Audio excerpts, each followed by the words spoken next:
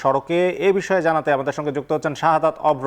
অভ্র, মহাসড়কে এখন গাড়ির চাপ কেমন দেখছেন?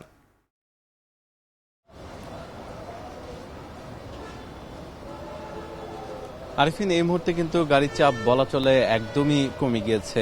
আর এই মুহূর্তে এই চন্ডা থেকে আমরা সিলেটগামী যে বাসগুলো আছে কিংবা যারা কিনা হচ্ছে উত্তরবঙ্গ যাবে, বগুড়া থেকে শুরু করে দিনাজপুর, সিরাজগঞ্জ থেকে শুরু করে রংপুর, সেই সবগুলো পথের যেই বাস তারা কিন্তু হচ্ছে সময় মতো ছেড়ে যেতে আমরা দেখেছি।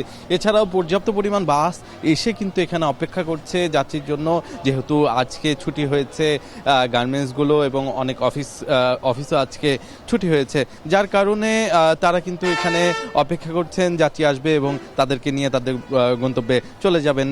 আর এছাড়া একটু আগেও যেই জ্যাম আমরা দেখছিলাম, একটু আগে বলতে হচ্ছে ঘন্টা দুয়েক আগে 4টা নাগাদ বা 3টা নাগাদ যেই জ্যাম আমরা এখানে লক্ষ্য করেছি, সেই জ্যাম কিন্তু নেই। ইফতারের আগের মুহূর্তে কিন্তু বলা চলে যে সকল ধরনের যানবাহন চলাচল একদমই হচ্ছে চলাচল করতে পারছে। কোনো ধরনের বিঘ্নতা বা কোনো ধরনের থেমে কোনো চলাচলের কোনো বিষয় আমরা এখানে দেখতে পাচ্ছি না।